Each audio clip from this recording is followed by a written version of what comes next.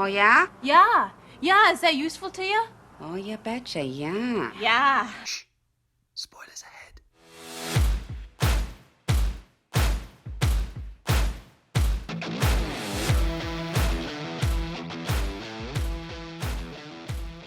Hello everybody and welcome to Cinemattraction. I'm Heat Going Jay and along with me as always is, I'm getting chills, it's cold to the bone, John. Yes, today we will be talking about two films directed by the Bros, not the Warners. Or the pop group. Or the pop group Bros, if you're UK listeners. We're talking about the Coen brothers. Which is their films? Are their films a sort of acquired taste? Would you say? Would you say? Yeah, I would say so. Yeah, I'd say they're sort of Marmite films, aren't they? Yeah. You love them or hate them. You'll love them or hate them. Yeah, and I find that a lot with the Coen brothers films. I find that some of them I hate, or I don't know, don't like. I'd say don't hate, but there's films that I love and films that I don't. That they've done, Yeah, sure. You know, I mean, that's every filmmaker though, right? yeah, but at least like with a genre, it's almost like a genre because they have a certain style that you always know what to expect with a Coen brothers film, don't you? Certain je ne sais quoi. Yeah, something's going to be like a little bit mental, a little bit quirky. Yeah, there are Right common out there. themes in their work, yeah. But with the Coen brothers, you're always going to get a quality product. Exactly. And you're going to get something. What have you been watching this week?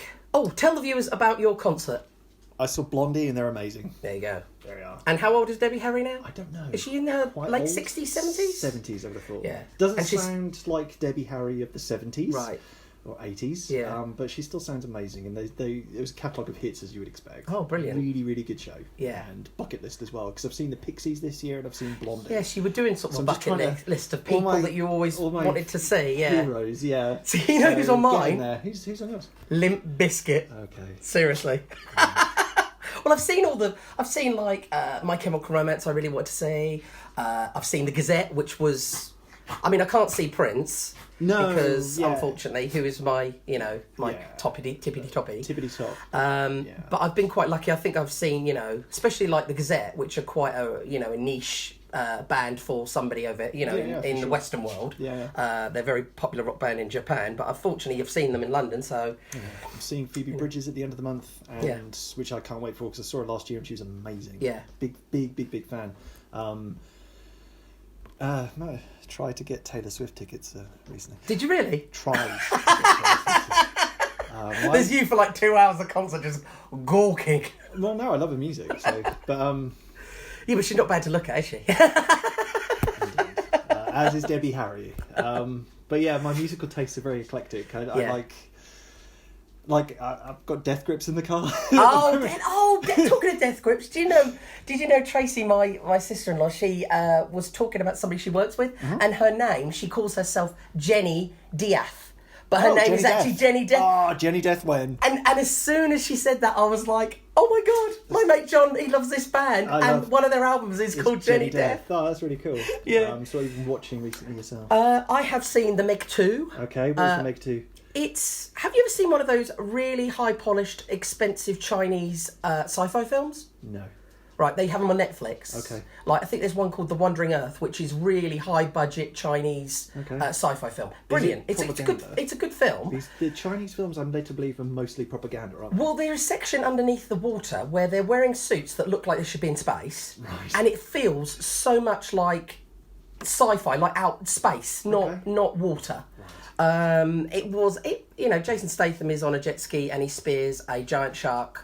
With it's Ben Wheatley, though, isn't it? Huh? Is it Chinese? I think the previous one was Chinese. Definitely Chinese money. This one is Chinese money as well? I think so, yeah. Okay. Yeah, there's a lot of Chinese people in it as well. Legendary Pictures or something like that, then? Something like that. Okay. Yeah, there's definitely It's Ben Wheatley, though, isn't it?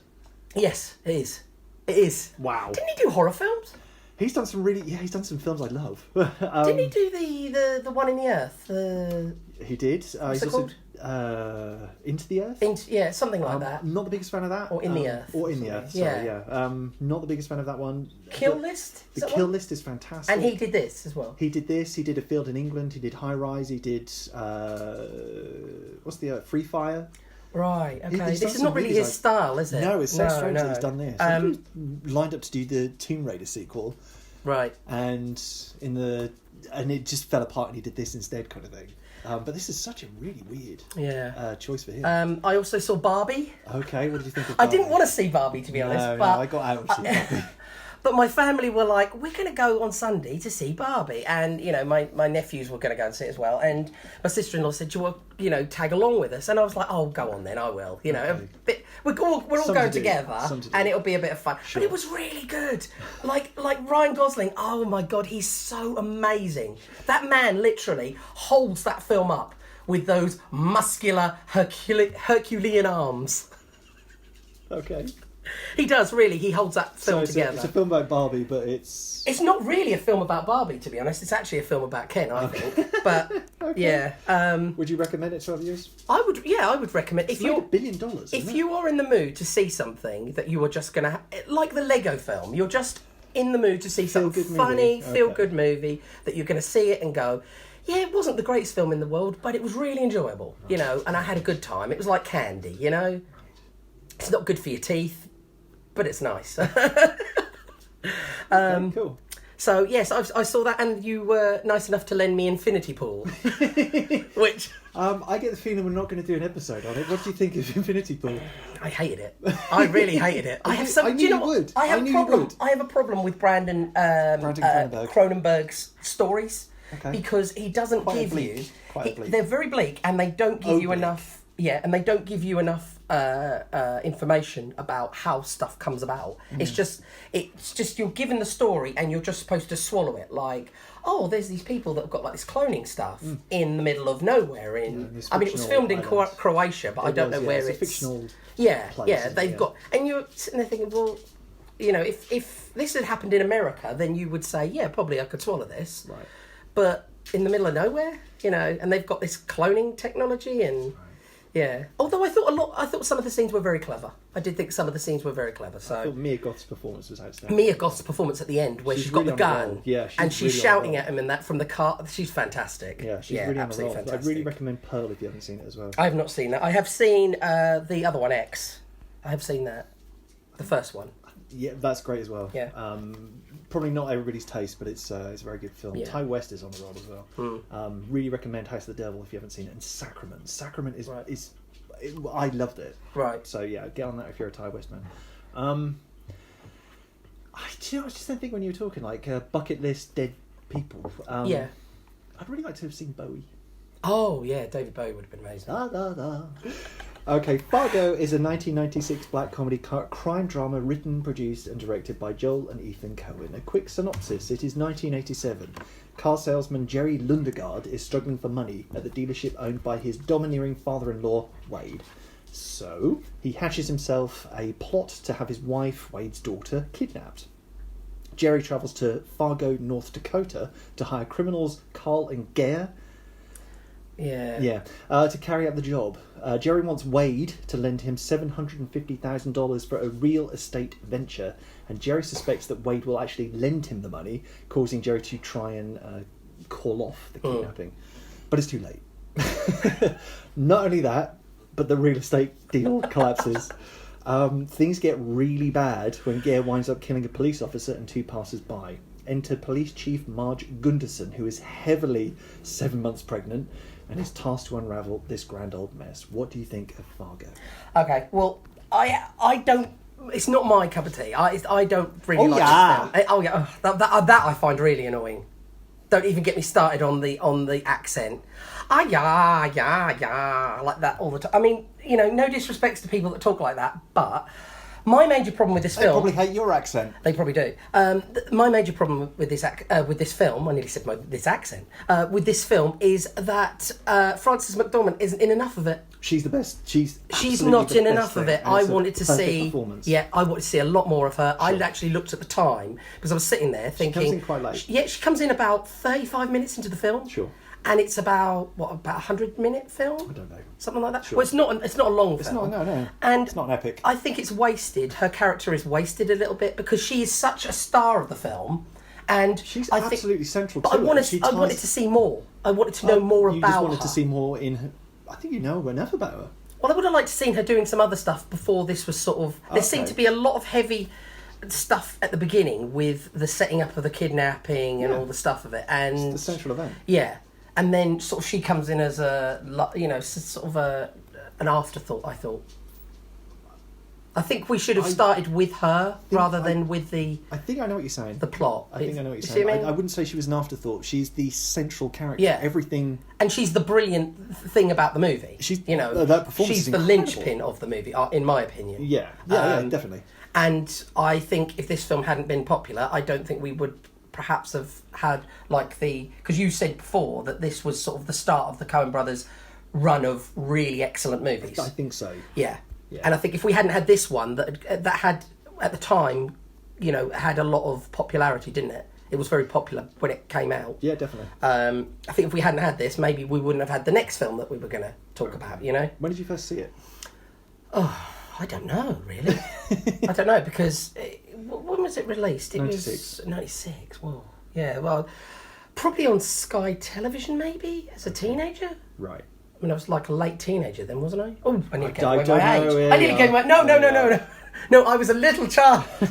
I was barely 5 years old. I had heard about it, and around the time of its cinema release, it had, as you said, loads and loads of buzz. This is always the film that I think of, though. If somebody says Coen Brothers, Right. my first thought would be Fargo. Yeah, I didn't know that this was a Coen Brothers film. Right. From the strange title, I thought it was a European film. Okay, yeah, I could see that. Fargo, yeah. Or certainly a foreign language Yeah. film, Yeah. And I saw it at the cinema with, I'm sure you know Bunny. Yeah. And I was really surprised to hear everybody speaking English. And I loved it. I loved it from first sight. Not really, I don't think I'd seen anything quite this mature, but also so daft. Yeah, because the thing is, it goes between daftness and real seriousness. Yeah, like starkly. Yeah, I mean, you've got Peter Stormare putting Steve Buscemi in the wood tree chipper thing. Wood chipper thingy. Yeah, the wood chipper thing, and that is so dark. It's so messed up. And yet you've got all these other bits where they're bumbling. Yeah. Again, I didn't know that this was a Coen Brothers movie before I saw it. We didn't have, with great respect, in the mid-90s, I didn't have the internet. No. And it wasn't really a thing back then. So hearing about things was a bit tricky. This is one of their earlier films as well, isn't it? So, they had, was it Raising Arizona? Yeah, Hudsucker, but I mean, they made Blood Simple in like the early 80s, though, didn't they? See, those are the ones that I never liked, Barton Fink. There was an inconsistency to the Coens at the time, I think.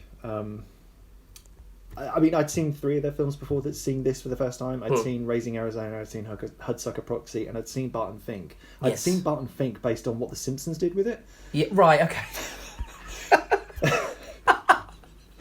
But of those 3 movies, I didn't really like them. Right. I probably was, with great respect, a child at the time when I saw them, with great respect. Yeah. I haven't seen Barton Fink in a long time. That's the one with John Goodman isn't it? John Turturro. Yeah. Yeah. That one. Yeah, I love it now. I yeah. don't like Raising Arizona still, and I don't really like Hudsucker Proxy still. I had not seen I don't even remember Hudsucker Proxy. All I remember is the guy dashing out the window. Jumping out the window. Yeah, climbing on the desk. And running out. I don't remember. I don't even know if I've seen it, to be honest. But I'd not seen Miller's Crossing up to that point either, Right. and I think Miller's Crossing is absolutely superb. Yeah. It's a very different gangster film, Miller's Crossing. Yes, yeah, absolutely. To your traditional. Honestly, I wouldn't be averse to doing an episode on Miller's Crossing. Maybe there'll be a Coen's number 2. We could maybe marry it up with Inside Llewyn Davis. And I could gush over Oscar Isaac. Oh, yeah. That's the thing about the Coens. They've just got nothing but... Well, they've got... The thing about the Coens is that they've got so many stellar movies in their catalogue. I would say that their best movie is the one that we're about to talk about. Oh, the next one. The next one. Yes, movie that we're yes, definitely. Yeah, definitely. But I tell you what, even in the trailer for Inside Llewyn Davis, you don't see him play the guitar in it, and you see him about to strum it at the end. Right. And when I saw that, I was like, "That's so good. That is so good. Just cut it off there. Don't let him, because you know he's going to play the guitar all the way through the film. Sure. So don't let him have it. And it's so good. You know, it's so melancholic for free. It's so we'll talk about that one. We'll discuss. We're going down a rabbit hole of Coen brothers. I think last week the thing about the Coens at this particular period, as I said last week, and I think you just alluded to, is that this. I think I said last week. Next we're doing Fargo and the Big Lebowski. To me, this is where the Coens clicked. Right.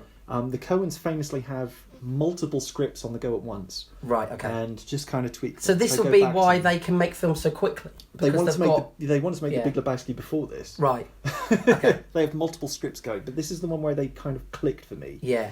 Because you had all these other... You had all these I think other... for me, they clicked after Big Lebowski. I think that was the one that really Okay. made me fall in love with their films. Well, clicked in the sense that they followed this pattern since. They've gone down this road Yes. since, Yeah. right? Yeah. And exploring themes of, like, I suppose, desperation and loneliness and things like that are obviously key themes in Coen Brothers' work, but they are in, you know, Raising Arizona. I think and also, Hudsucker like, and the things. criminal element is also a huge thing in Coen. You know, stealing, kidnapping, Absolutely. all those, you know, those sort of things. Right. So what do you think of Frances McDormand? Brilliant. She's absolutely brilliant. She's Sure. absolutely brilliant. From the moment you see her in bed and she Yeah. wakes up with her husband. Yeah. They have such a great relationship, though, don't they? Norm.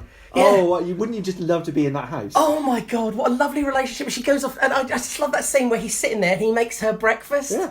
And she's like, no, that's fine, you go back to sleep. And he's like, no, I'm going to... Yeah. And he does it, and you see him sitting at the table, and then she goes down, and she can't get the car started. Indeed. And it's all in the one shot. Such a beautiful relationship that they have. It is, isn't And it? It's so wonderful.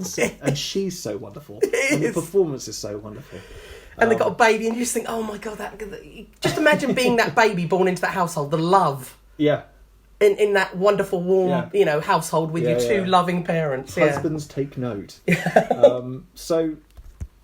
It's impossible to talk about this movie without talking about her. But for Yeah. me, the key point of one of the key themes of this is duality. So everybody's Right. got two sides to them. Yes. Yeah. Yes. I say everybody, the key characters are carrying two sides about them.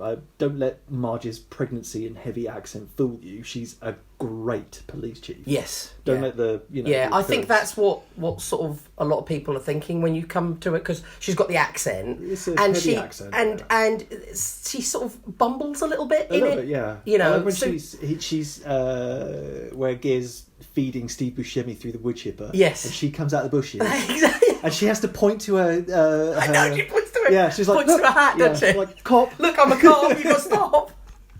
And there's that bit where what's his name, William H Macy, says about counting the cars again. Yes. And he goes and leaves it, and she's like, "What? He's gone." You know? Oh, he's gone. Steve Buscemi's Carl is the brains of the operation. Right. But he can't... He's the brains, but he can't finish his own sentences some of the times. He Yeah. just cuts himself off sometimes, which is kind of funny. Yeah, I didn't like the fact so- they referred to him when they described him as As funny looking. Yeah, yeah. And I Funny thought, looking. poor Steve Buscemi, he's not funny. I mean, yeah, he's got funny. You know, his teeth are a little bit odd, and he's a little bit ratty. We all know that. He's the brains of the operation, but he's not that smart. And I like No. that duality to it. Yeah, I love Peter he's the- Stormare in this. He's the leader until he's not. Yeah. Which I like. Yeah. Yeah. Yeah. Peter Stormare's... I love that performance. Do you know what he looks like in this film? He's static and then he's killing people. Yes. You know? And he looks like a demented version of Ken in it. Ken? He looks like Ryan Gosling from the Barbie movie, Sure, take but that like as a compliment. a villainous, psychotic version of him. I think we might talk about him again in the Yes. next movie because he's got a really interesting... Well, he pops up. Well, he pops up everywhere, doesn't he? Literally It's always a everywhere. pleasure when he pops up.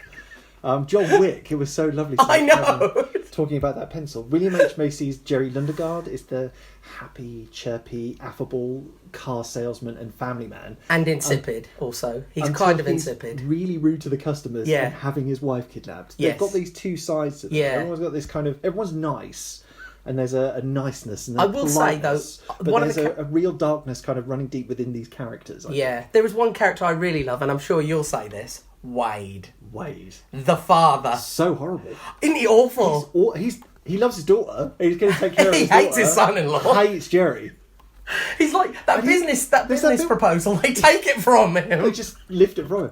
There's a bit where he's like, Wade's just kind of turned up and is going to turned up to the house, isn't Yeah. he? And he's going to have dinner. Oh, yeah, And it's he's- like, yeah. is he having dinner? I was like, I think so. Yes, right. And It's she true. goes, Is he staying? Dad, are you having dinner? He's Yeah, like, he's staring. He's like, yeah. And He's like, nonsense, I'm taking the money, innit? He's like, but they said only me. Nonsense, I'm doing it. Yeah. There's a desperation to it, and There I think is. that's heightened by and made really worse by the stupid, really increasingly awful and stupid actions of the characters. I think what you've got here is two couples. If you think about, like, Frances McDormand's, you know, she's got, like, this perfect sort of relationship. Perfect, yeah. And the William H. Macy character has got, you know, they're a bad couple, really, because he's wanting his wife kidnapped. He's in a lot of financial troubles, and he plots to have his wife kidnapped, Yeah. knowing that Wade is a bajillionaire and he's just going to pay the ransom. And But you his- also get the feeling the he doesn't like agreement- his life as well, though.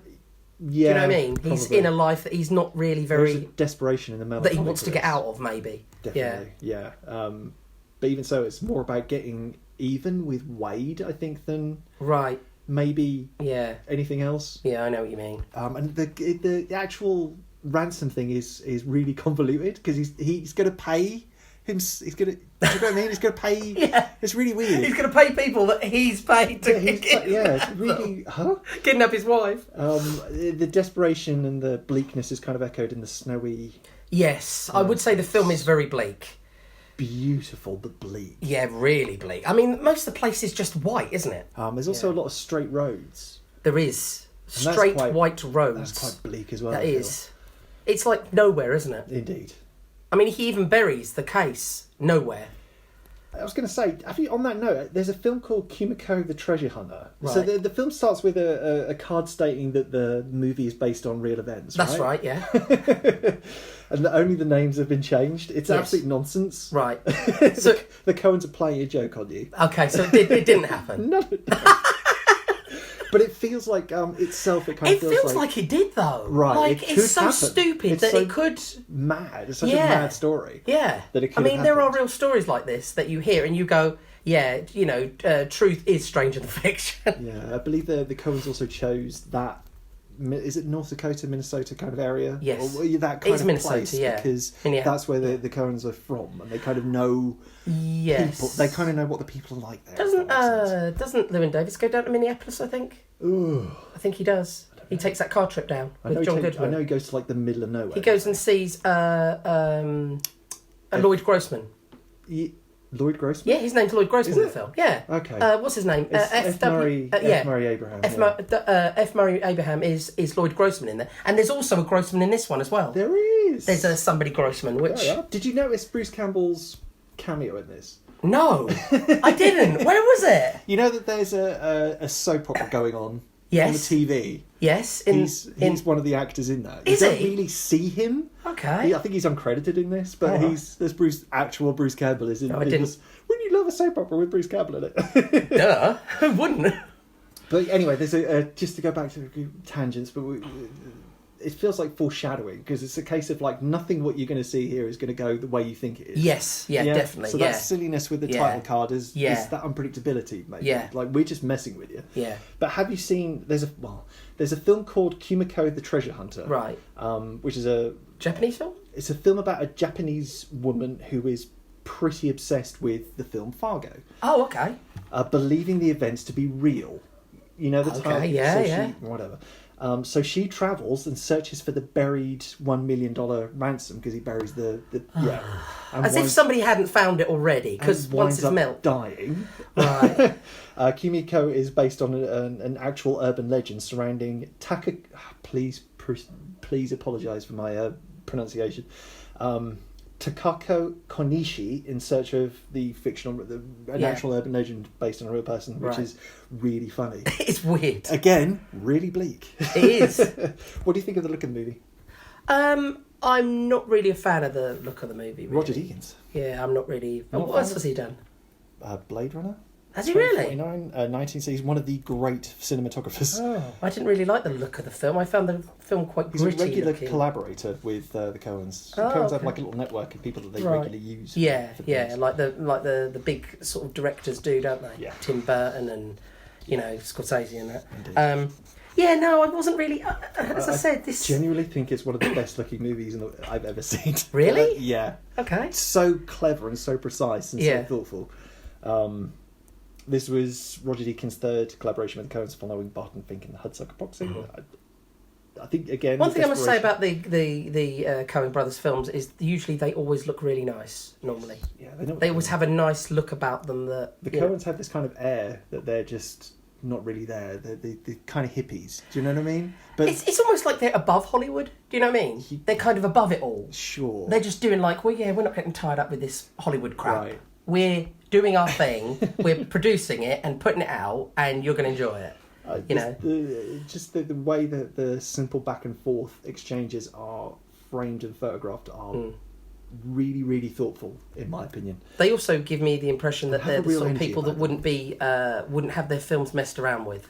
Do you know what I mean? Oh yeah, for sure. You know what, like they have had films messed around with. Have they? Yeah. I was surprised. Yeah, I thought that maybe not now they wouldn't, but right.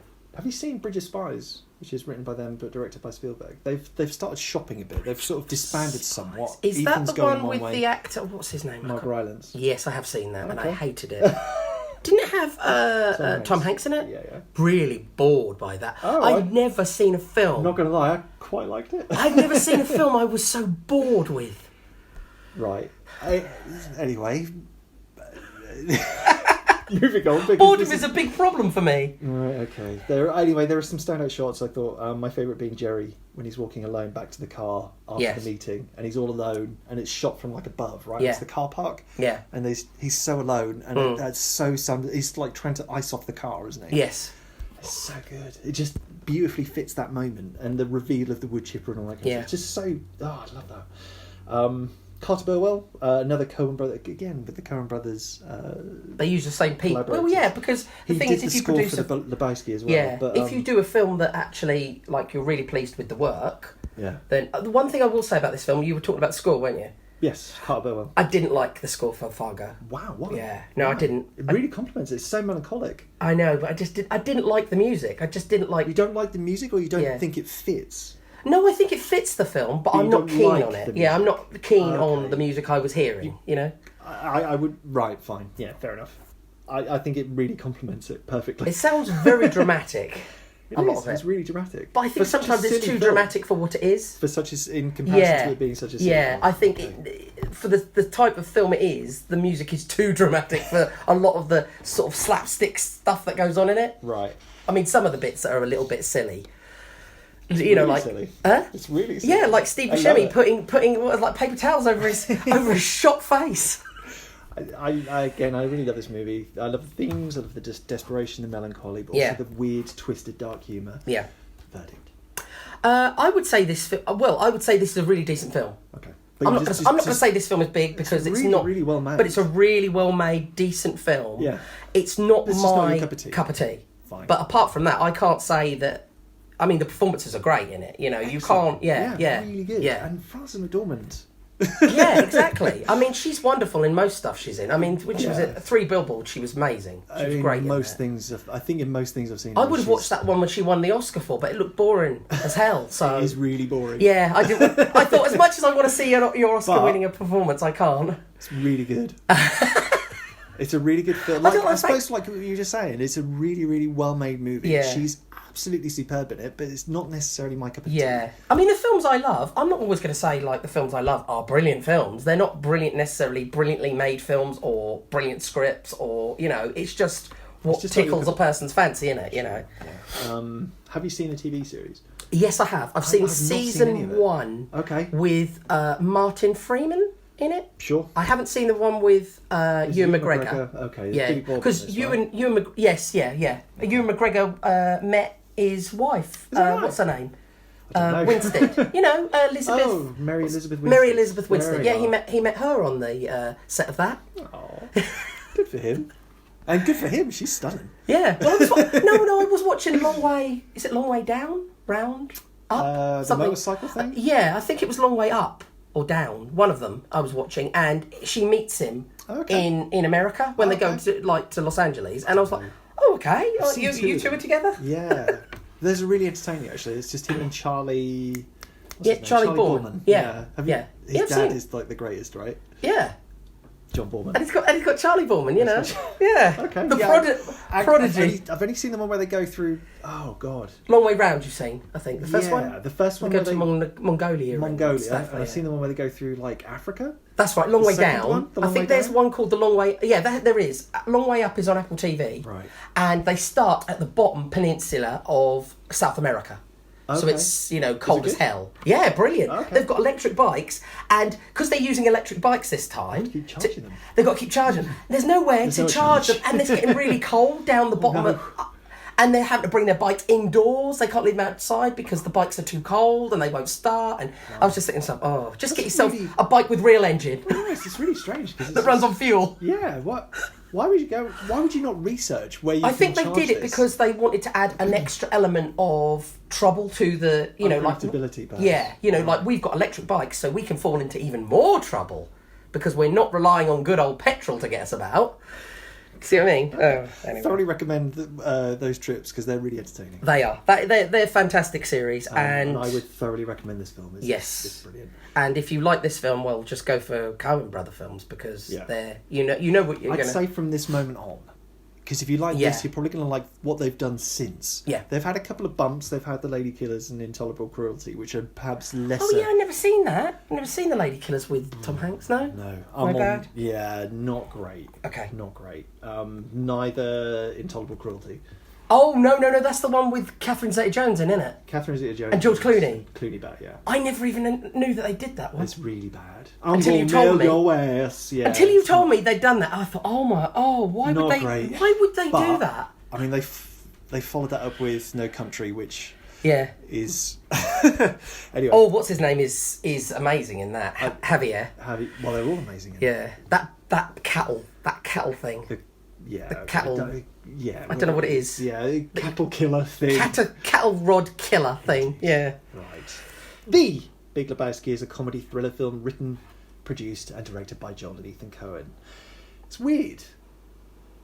What? Anyway, What is weird? well, no, because isn't it not? Wasn't it just Ethan Coen credited or something? What? I just took this off IMDb, written, directed, because I don't. No, Joel Coen directed it. They both directed it. It's credited to Joel Coen, but They both directed they it. both directed it. Oh, how but you weird. could only. I think at the time you could only have like One director. Yeah, which is really weird because yeah, now you've yeah. got the brothers Russo And you've got the Lord and Daniels. Miller, and yeah, really weird. Glad they fixed that. It is 1991 Los Angeles. The Gulf War is raging, and slacker / bowler Jeffrey the Dude Lebowski, played by Jeff Bridges or Duda or El Duderino, if you're If you want to extend brevity it. thing, has returned home only to be attacked by two horrible thugs. The thugs were issued by local kingpin Jackie Treehorn. We won't say what he's famous for doing. To whom Lebowski's wife Bunny owes a load of money. Thing is, the thugs have got the wrong Jeffrey Lebowski. Lebowski they're looking for is an elderly millionaire philanthropist. The thugs leave, but not before one of them soils the dude's lovely lounge rug. It really timed the room together. It's a heck of an opening as we get Sam Elliott's wonderful narration in which he wanders off at points and corrects himself. It's a really neat touch that helps kind of set up the tone, I feel. Yes, What do you think of... the beginning reminds me of a western Yes. with Sam Elliott's voice, and you've got the tumbleweed. the tumbleweed, and then it sort of goes over the cliff, and you see Los Angeles, isn't it? Los Angeles. Los Angeles, isn't it? Yeah. No, I think that's brilliant with his lovely rugged tones. It's a really good narration. Yeah, and then it just happens. The film just happens, like they just burst in on him, and Yes. he We just introduced- falls into this story, doesn't he? We are introduced to the dude. Yes. And how does the stranger know Dude? Because he knows Dude's story. Yeah. He's Been watching the Dude, hasn't he? He has. From afar. It's weird. And documenting him. I think the dude's going to have to get a restraining order at some point for this man. Seriously. So we are introduced to the dude, and he's wandering around a supermarket in what looks like his pajamas. He grabs some milk, not so slyly testing it because he sports a glorious milk moustache at the checkout, where he 69 cents, isn't it? pays for the carton of milk by check. Yeah, 69 cents, I think it is. 60, yeah, something like that. Yeah, he writes a check for a pint of milk. He does. Perfectly set up. You get to understand the era. You get to understand the dude. You know precisely what type of. You know what kind of man he is. Yeah. Plus, also aided by the stranger's narration, and you also get the tone. Yes. Yeah. So the dude talks over the situation of being attacked in his own home, but with his bowling friends, Vietnam veteran Walter Sobchak and meat lag Donnie. Upon Walter's terrible advice, the dude pays a visit to the Big Lebowski, essentially warning him about Bunny's debts, the thugs who are seeking compensation for the soiled rug. But the Big Lebowski is having none of it. Yeah. That's Santa Claus the movie. Yes, as the Big Lebowski. It is. So he's like got. This is duality, isn't it? Yeah, absolutely. Like the loveliest man in the world, Santa Claus. Horriblest millionaire. It's David Huddleston. Douchebag. Yeah. Yeah. The dude winds up tricking the Big Lebowski's personal assistant Brandt into letting him take a rug from the house. He does. On the way out, the dude encounters Bunny, who makes a financial pass at him, shall we say? Yeah. Well, sorts. Yes, yeah. A sexual transaction for money. Right. The dude, Walter and Donnie go bowling, and Walter pulls a gun out on fellow bowler Smokey. He does. Over the line! Oh, poor Smokey. How do you feel about that? What, about that scene? Yeah. Poor old Smokey. Smokey is going to have therapy. He's sensitive. Dude said. He's a sensitive guy. He's a pacifist, like the dude. Man. Yeah. Have you seen him in real life? The guy Smokey? Yeah. No. He looks exactly the same now as what he did. So he's just playing himself, basically. Yeah. Himself. I think he's a musician in real life. What I love about this is the words that they use. Like, you know, dude says, so he's a cripple, and has to correct himself. There's some and there's the Chinaman thing. Veiled political correctness, yes, which is appreciated. And then John Goodman actually corrects himself by saying we call them Asian Americans, and then produces to say. He's a Chinaman again. And yeah, it's all over the place. Political people, yeah. It's awful, the political incorrectness. But it's a wonderful introduction to Walter Donnie, the Big Lebowski, Brandt, who I love. And Bunny. And I love the chemistry between Donnie and, what's John Goodman's name? Walter Sobchak. Walter, yeah. Between Walter and the dude. I love the fact that you get this feeling that they're all buddies. Yeah, Walter is my absolute favourite character. I love it. His chemistry with Jeff Bridges is brilliant. Perfect. Yeah, absolutely perfect. And everything that goes wrong comes as a consequence of Walter's stupid actions or advice. Yeah. Like the kidnapping. It's a defining role. With the underwear. We'll get into that shortly. It's a defining role for John Goodman. Like, you know him from this, right? Yeah, I would think so. Yeah, definitely. Did you know or King Ralph. Right. Did you know that the dude only speaks to Donnie once? Does he really? Yeah. Oh, that was one thing I noticed in Rogue One. That I noticed that Donnie Yen never speaks to K2SO. Never speaks to him directly. Right. So K2SO, other people speak to K2SO. But not Donnie Yen. Donnie Yen never makes any reference to talk to him. Sure. So I think maybe Donnie Yen in it is, maybe has a thing against droids, maybe. He's like, oh, no, I'm not going to do that. I'm not talking to him. But it's so strange that you've got this trio of friends. Or maybe he doesn't know the droid's there because he's blind in. Sorry, let's go back to there. Yeah, there's this very tight trio of friends. But he's always on the outside. Dude only speaks to him once. Yeah, but Donnie's always on the outside because Donnie's like, "What did I miss?" And they're like, "Shut up, Donnie. Yeah. Shut up, Donnie. You're not involved in this." But it's like Donnie's not even there. Yes, it is, and it's not until what happens at the end that they actually really notice him. Indeed. Well, that's the thing. Buscemi is like. It's such a stark separation because Buscemi is so motor-mouthed in Fargo and he barely says anything in it. And he's known for being, you know, sort of a character that gets noticed. Right. Not one that's in the background, not noticed. Right. The quiet one. He's never the quiet one. Just to bring up Peter Stormare again, we get to briefly see Uli, who is a German nihilist who becomes quite important. He does. The grand theme. Yes. So he just passed out on a lounger in the pool. He is with like a bottle of Jack Daniels or something. We also, I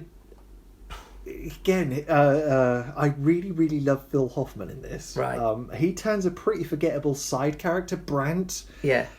and makes him so layered and so memorable. Exactly, yeah. And he's such a sort of... he's so committed such to a that. kiss ass. Yeah, he's so committed to what his job entails. Yeah. Yeah, Yeah, just he a really lackey is. At the end of the day, he's just an assistant. But he's so poised. He is. And he does come round to call And he knows everything, doesn't he? He does, yes. He knows everything about the Big Lebowski. Yeah. You know, this is his foundation, this is so-and-so, this is, you know... But he does wind up calling him dude as well, doesn't he? Which is quite funny. But anyway, Bunny winds up being kidnapped, and the dude and the Big Lebowski hires the dude to deliver the ransom money, a cool $1 million. That night, the dude is attacked again, but this time by the Big Lebowski's artist daughter Maud, who basically just wants to get the rug that the dude essentially stole returned. As she claims to have like a connection with it. She gave it to her mum as a Indeed. present.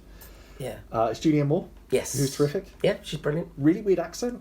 She's got like or a way of speaking. She's got like a posh American accent. It's like something from an old 30s film. Yeah, yeah. She's got like that posh. She hasn't got like the twang. Yeah. She's got that sort of, yeah, like you said, like that old-fashioned sort of American accent. This film is kind of based on the work of Raymond Chandler, so there is this kind of noir-y kind yes. and she does kind of have that wow. She does, yeah, she does. I was a little bit perturbed by what's his name? Oh, I'm trying to remember what his name is. The English actor. David Thewlis. David Thewlis. With him. Yeah. Because he's just a weird character just put in there. Knox Harrington. For no reason. He's just in there for no reason. He's just a bizarre character, and just laughing on the phone. She's a terrible conceptual artist. She's awful. Number 8. From Number 8.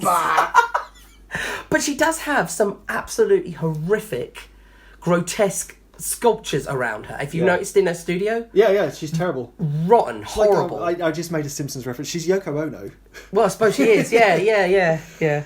This is the sequence. This is that leads within the sequence of the Bob Dylan flying carpet. Yes. There's the Superman 78 sort of scene where he's got the bowling. Yeah. Love that. I love the shot through the bowling pin. Yes. Bowling ball hole. Yes, where it goes round, doesn't it? Yeah. Roger That's brilliant. Deakins, man. He's really that is fun. brilliant. I do like that. It's a great shot. It is also. It is also at this point where we are introduced to John Turturro's Jesus Quintana, a scumbag sexual offender and competitive bowler. How do you feel about the Jesus? The Jesus rolls. I've seen that. Have you seen I've not Jesus seen rolls? his sequel to this film. Oh, terrible. Absolutely awful. I think his character is hilarious, funny. Yeah. But he doesn't really have an awful... Well, no, he comes more into the end of the movie. Yeah, but you don't think he does, to start with, have much of a point. No, he's... So it's like this sex offender that he's just... awful and preposterous. He's completely full of himself, but also his friend is Liam. It's Liam and me are going to mess you up, whatever. Yeah. What's going on with Liam and the Jesus? How are they friends? And how would you be friends with the Jesus? I know, because that Liam guy looks like... He looks like with great respect, a guy that works at like Radio Shack. He looks like an offender himself. Would you say? What, the guy? Liam? Do you think so? Do you think they're both offender friends? Yes. Do you know what I mean? Because he's got that. Because he's not going to be friends with horrible. Well, he's not going to be. He's not going to be friends with. He's not going to be friends with somebody who he knows is a sex offender. That's what makes me think. But he doesn't look like a sex offender. He looks like somebody from a. Do you? Yeah. I thought he looks like somebody like from a shop. Sure. Working in a TV store or something. Sure. Like I said, Radio Shack. But how are they? Who's friends with the Jesus? He's such a scumbag. I know. And it makes me wonder whether. Why are there only two of them? They've bonded in like a halfway house or something for offenders or something. I don't know. So the ransom money is arranged. The ransom delivery is arranged, but Walter gets it into his head that Bunny is behind her own kidnapping and plots to keep the ransom money for the dude and himself, switching the briefcase containing the cash for his own dirty laundry. The plan goes wrong because, of course, it would because of Walter. The kidnappers leave with Walter's laundry. And our heroes walk away with the loot. Yeah. They go bowling. Mm-hmm. Only to discover that the car with the loot has been stolen from the car park upon their exit. Yeah, the Big Lebowski is in receipt of an envelope containing a severed toe, apparently or allegedly once belonging to Bunny. Yes. Maud- That gross green nail polish on it. Horrible. Horrible. Yeah, the nail polish. Yeah, seriously, ladies, don't paint your nails green like that. It's horrible. Oh, you do what you want, It's ladies. horrible. Maud steps in, asking the dude to help get the ransom money back. As it turns out, the Big Lebowski had illegally taken the money from a children's charity. He had. The dude receives a phone call from the police saying that they found his stolen car. That the briefcase is missing when they actually go to collect it. That there is a piece of homework belonging to a kid named Larry Sellers. Yes. It's leading up to my favourite scene in the Yes. Though the briefcase is obviously missing, and Walter and dude pay them a visit and seek to interrogate him. Yes. They get absolutely nothing out of him, and so Walter starts smashing up a fancy sports car parked outside of Larry's house, assuming that it was bought with the ransom money. Yeah. It wasn't, and this aggression will not stand, man. Out comes an angry neighbour who winds up smashing the dude's car in retaliation. This is my favourite scene in the whole I love film, it. I love this bit with John with Goodman. my favourite line in it. This is what happens Yeah. when you a stranger in the ass. It's fantastic. My I love favourite scene in the film. I love that. I love And it. that line. This is what happens when you I know. see what happens. This line was altered for the TV cut to. Right. This is what happens when you find a stranger in the Alps. I come and destroy your sports car. Isn't it that what, like that Die Hard one that was changed for the telly where it's like Yippee-ki-yay, Kimusafi. Yeah. Just a question on Walter. Most people who have served in a war typically don't talk about their experiences during the war, do they? No. But Walter brings it up at every time. Yeah, which makes you wonder, did he actually go? Was he ever there? Yeah, exactly. I mean, my great uncle fought in the Second World War, and he was a prisoner of war in Burma. Oh. And he never spoke. He had night terrors, and you're definitely not going to talk about anybody that you may have had to kill. Yeah. Because that stuff is So it does make you wonder whether actually he's just a psychopath.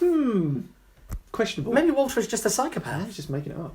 Yeah, and he's a psychopath. Or like he was a chef. Do you know what I mean? Like it would have been funny if we'd found that out. No offense to the chefs that serve. Yeah. But like wasn't necessarily. Oh, I see. Not in the action, into the you mean? firefight or or in direct. Exactly. Fire with the opposition. Yeah, he served his country, but he didn't serve it directly on the front line. On the front line, yeah. It's certainly commendable if you. No offense to any chefs, but is perhaps painting a portrait of somebody who served, but didn't really do the things that he was alluding to. Perhaps. I think he's trying to use that as an excuse to act crazy. You know what I mean? Like, I've got PTSD, so yes, I'm going to pull a gun because I'm war crazed. Or his ex-wife, like the divorce kind of just sent him over the edge mentally, and it's just. It's definitely not just PTSD, is it? No. Because I don't honestly think any soldier would actually do that to a child. No, it just caught my interest because I kept thinking, no one would do. Well, I No, I understand what you're saying. You know, you sort of pick these things up as you watch, and you sort of think, well, hang on a minute. When you've seen it this many times. Yeah. And so the dude is kidnapped and taken to see Jackie Treehorn, who I love, Ben Gazzara, who demands to know what the hell is going on. The dude tries to explain that Bunny had kidnapped herself and is playing everybody. Yes. The dude is knocked out though because the White Russian that he's drinking has been spiked. He's knocked out several times in this film, isn't he? It's hilarious. Here he goes on an elaborate trip, punctuated by a track called "Just Dropped In to See What My Condition Was In" by Mickey Newbury. He encounters Maud, who was. How would you dress? How would you describe a Viking queen? Yes, I would say some kind of Viking, like like Valhalla. What is the relevance to that? It's like a Valkyrie. That's how she's dressed, isn't it? Similar to something like that. Something like that. Yeah. Yeah. Everything's all exaggerated but as well. Also, it's punctuated with also bowling. Yes. Because that's his obsession. Like, he goes to sleep listening to bowling on his Walkman. Yeah. Well, that's the thing, isn't it? Like, when this car is stolen, he's more concerned about the tapes that were stolen. Oh, from the yes, car. about the clearance. More concerned about that than he is about the car. So But tapes. so's everybody else. Well, yeah. The cop says. So strange. You still got your credence in there. It might come up in a moment again, some more of this. But anyway, the dude wakes up and is arrested and told to get the hell out of Malibu, which is funny. He gets booted out of his taxi on the taxi ride home because he moans about the cabbie playing the Eagles. Yes. Which is hilarious. Again, more with the music. It is. At which point, sort of Bunny passes by, right? And she's got all of her toes intact, right? Yes, because obviously they took it off that woman, didn't they? That was We find out that, well, actually... part of the nihilists, wasn't she? One of the nihilists, yeah. Amy Mann. Yeah. She's a mega recording... Is she? Yeah, she's a mega singer. She did like the soundtrack to Paul Thomas Anderson's Magnolia. Well, she sang. Okay. She did a load of songs for. Oh, I didn't know that. John Bryan. Anyway, at which point, the turns out the toe came from one of the nihilists, and the dude finally gets home where he meets Maud, who wants to have a baby with him. Yes. That's why he has to be checked at the doctor's. Because he's like, but hang on a minute, I don't really need to go to the doctor. And she's like, yeah, you do. Yeah, you do. She wants to have a baby with a man with whom she doesn't have to socially interact with. Exactly. And she also reveals that the Big Lebowski is just living off her late mother's wealth.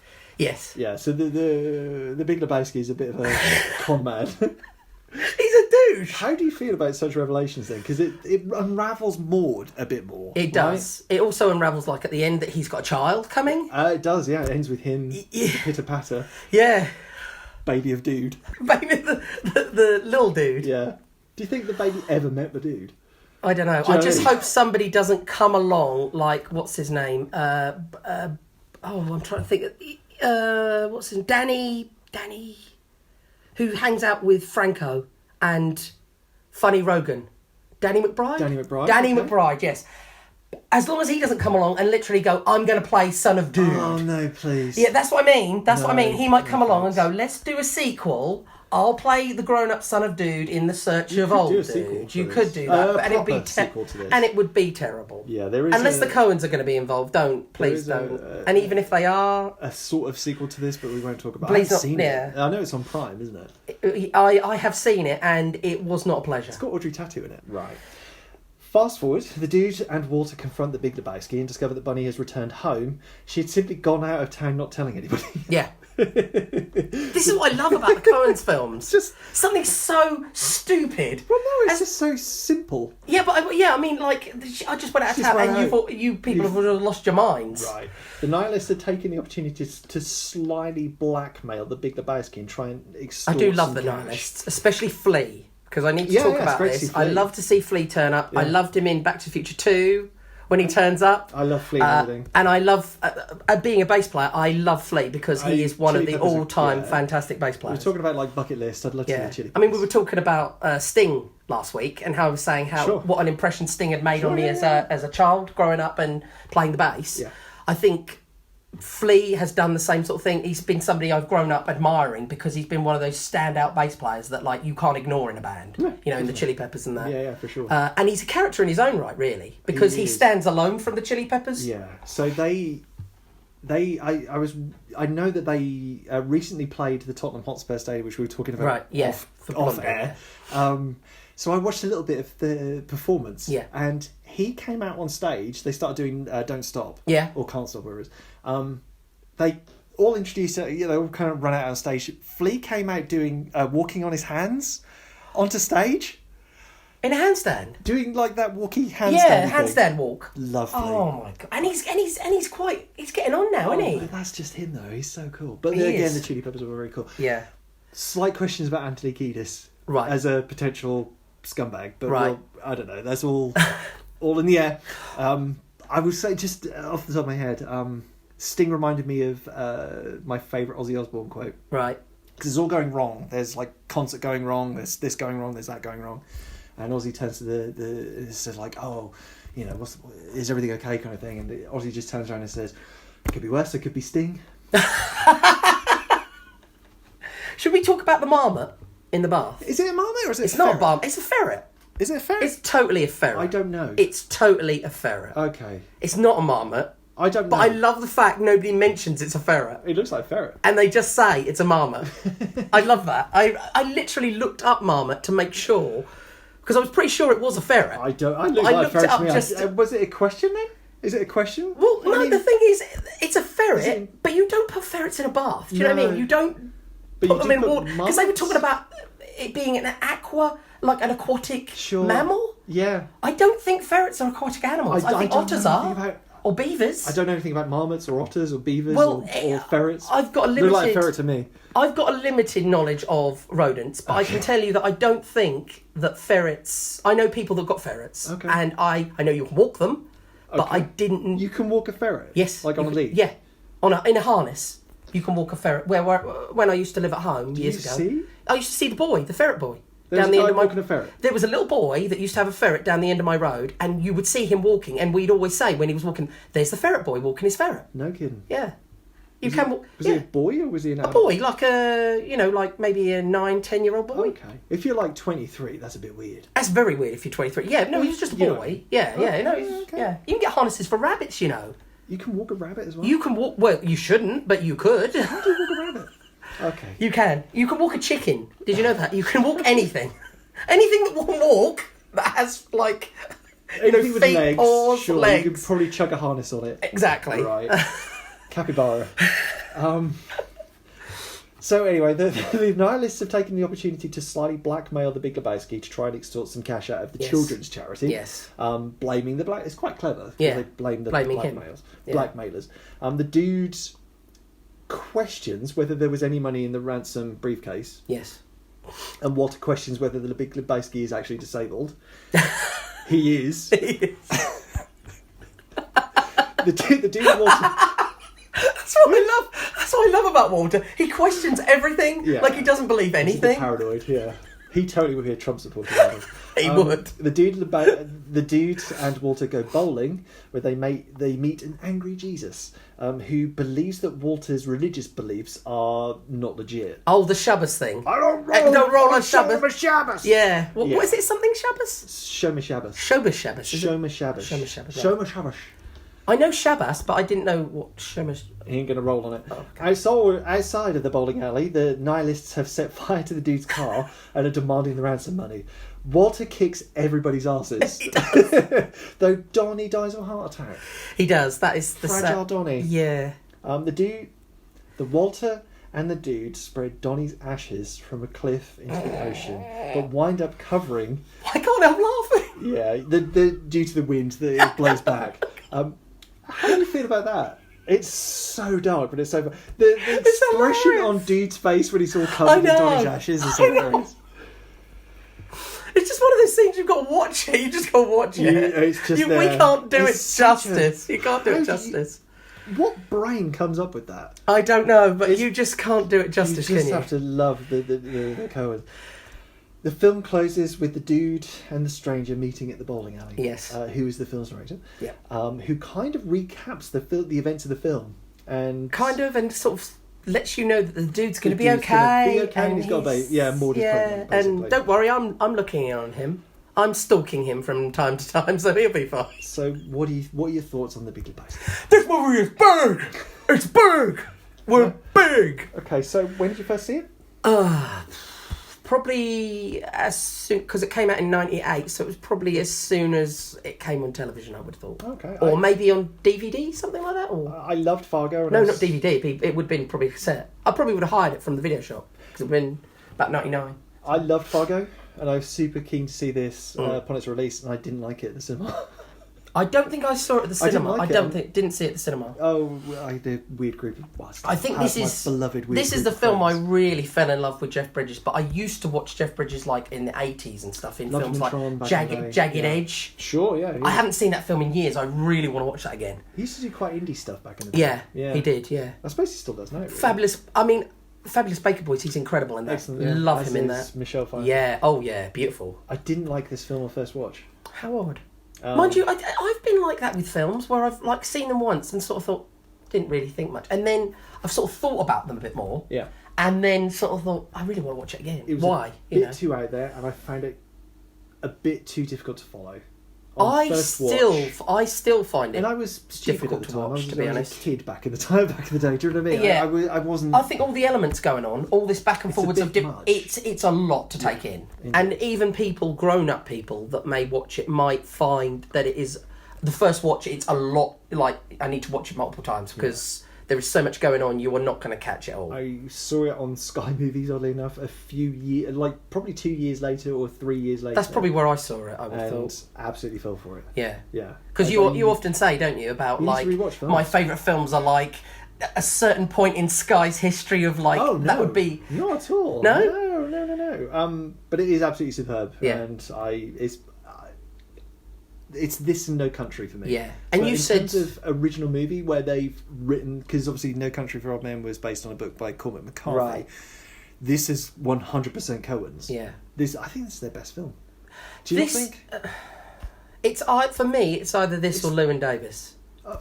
Okay. I don't. Why would know. you say that that's probably a better film? Well, I find Llewyn Davis mesmerising. I don't know why, but I find melancholic. yeah, but also funny in a But way. you don't like depressing films. I don't like depressing films, but I love Oscar Isaac's performance in there, and I also like the other people and almost like his sort The of other cast of detachment where he characters. feels like, hang on a minute, like this guy's like a robot. Why do you like, It's a story about being an artist. It is, Yeah. but a very struggling artist, Yeah. and All artists are struggling. yes.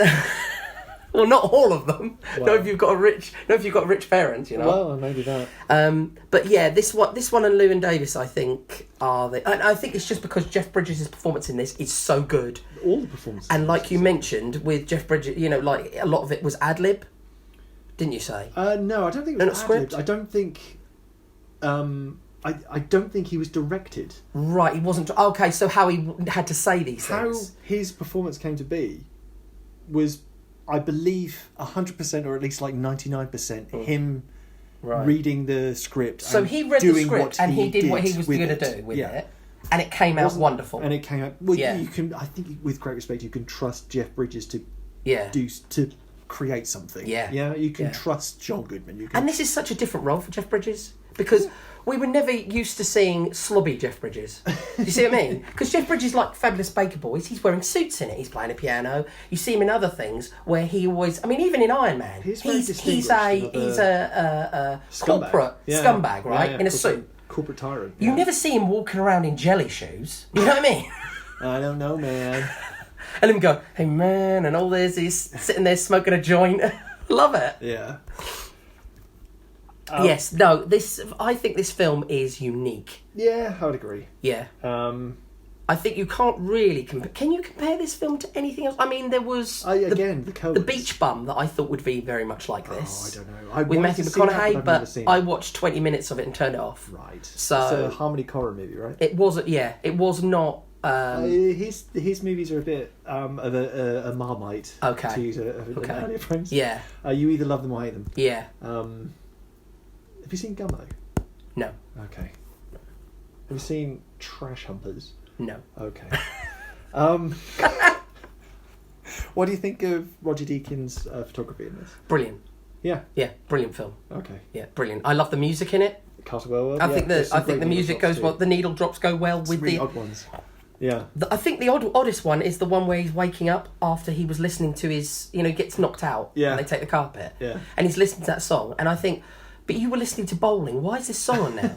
Like, did you pop this song on the end of the? It's possible. He just used Because that's what we used to do in the old days, We didn't used we? to With the just record- cassettes, if pop you've on got, a like- bit, if you know record a you've song got- from the radio. Exactly. If you know you've probably got another 3 minutes, you just hover over the record button on Exactly. the Yeah, radio. yeah. and You just try- put something on the end, didn't you? Oh yeah. Oh, the Smiths, great. Click. Join us again. Oh, Oh, what are we doing? as we'll be discussing Casino Casino. Yeah. Put those chips on the crap table, innit? and Goodfellas. Oh. Two of my favourite Scorsese films. Indeed. And All Scorsese films are my favourite. They're not. They're not. are they? No, Silence is the I quite like red-headed. Silence. Silence is the red-headed stepchild of. Really? Yeah, Okay. that one and Hugo are Scorsese's red-headed stepchildren. Just bought the Arrow 4K of Hugo. You didn't, did you? Yeah, until then, you can find us on Letterboxd. I was just talking to my mum about how awful that movie was, and my mum was telling me how she hated it. Fine. With that scary-looking kid in it. Asa Butterfield. That's it, from Ender's Game. I think it's a really good film. Silence is really good. I'm surprised you don't like it. No, I did not like it. I know you're not a big fan of The Last Temptation either. No, I'm not a big fan of Jesus, to be honest. Well, certainly in this film, I don't like the Jesus in this one or the Jesus. No, I films. don't.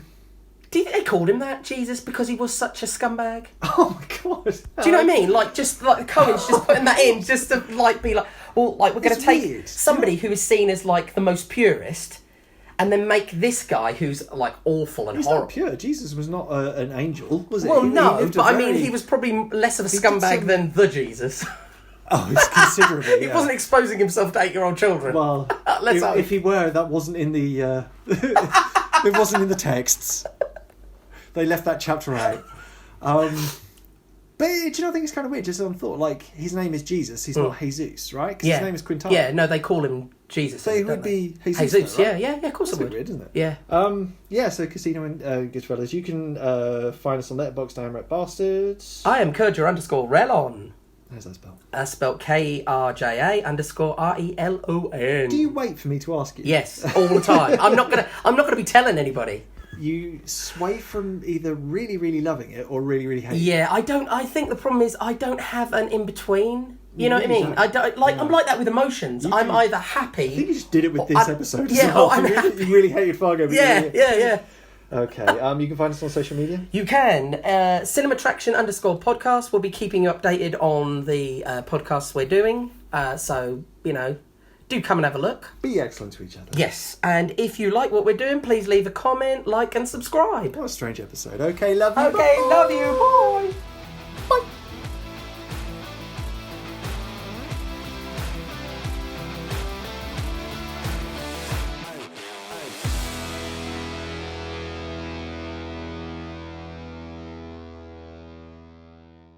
Go Bears.